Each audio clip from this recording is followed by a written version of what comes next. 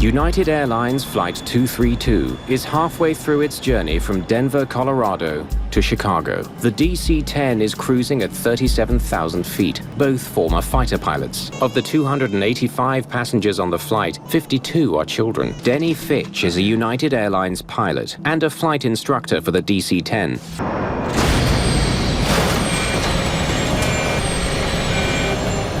First Officer Bill Records immediately shuts off the autopilot and takes manual control. The pilots can barely control the plane.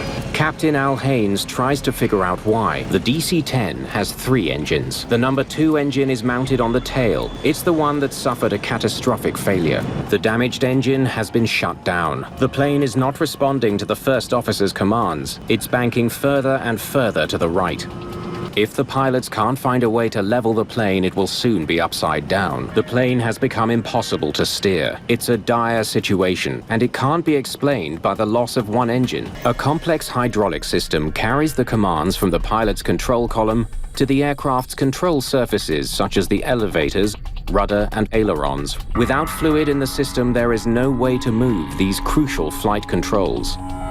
Even though the control columns have no effect on the movement of the plane, both pilots instinctively use them as though they did. The DC-10 has 3 separate hydraulic systems. If one fails, the other 2 act as backup, but all 3 systems are now empty of fluid. No hydraulics means no flight controls. The plane could spiral to the ground at any moment. The left and right engines are still running. The pilots decide to use them to their advantage. By adjusting the power to the 2 remaining engines, they may be able to level the aircraft and make it fly straight. The engines are at cruising speed. The slightest miscalculation could be catastrophic. The plane begins to level off. The improvised method of control seems to be working, but with no hydraulics, the crew and all their passengers are still in grave danger. Flying to Chicago with only 2 engines may be possible, but without flight controls, the pilots have no idea if they'll be able to make a landing. None of the parts used to control the plane can be moved. The only things working on the plane are the 2 forward engines. By increasing power to the engines, the pilots hope they can create enough lift under the wings to raise the nose. The maneuver works. The plane pulls out of the dive.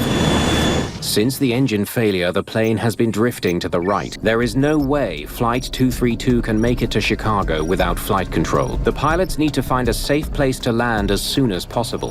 The heading to Sioux City requires a left turn, but for some reason the damaged plane only wants to turn right. Forcing it to turn left could be disastrous. The pilots must execute a precise right turn without the use of the plane's ailerons. Denny Fitch keeps his eyes on the control column to figure out what the pilots want him to do. Emergency workers prepare for the worst. All the pilots will need to be securely strapped in for the attempted landing. Without flaps, airspeed is the only thing keeping the plane in the air. The pilots have no choice but to keep the engines at close to full power. Won't this be a fun landing? The aircraft is still traveling much faster than normal, but the crew cannot delay any longer. This is their only shot at a landing. The plane is 30 seconds from landing. Brace, brace, brace. Only 100 feet from the ground, the nose dips again, increasing its already dangerous speed. We're turning, we're turning, we're turning.